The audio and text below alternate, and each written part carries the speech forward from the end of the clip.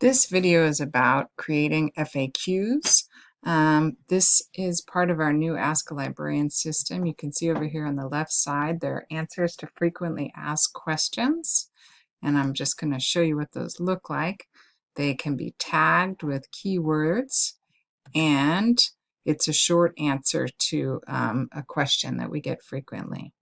So you can just include text, or you can add images and links.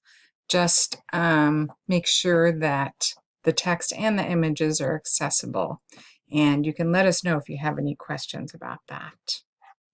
I'm going to go back to Ask a Librarian to show you how to create an FAQ.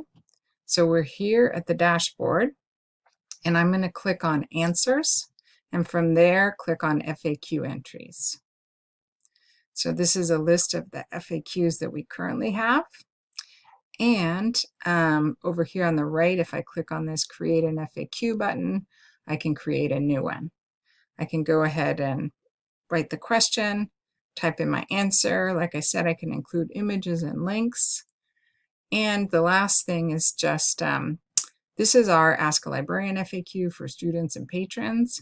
We also have a Librarian FAQ that's for us internally, where we could answer questions that come up frequently for librarians.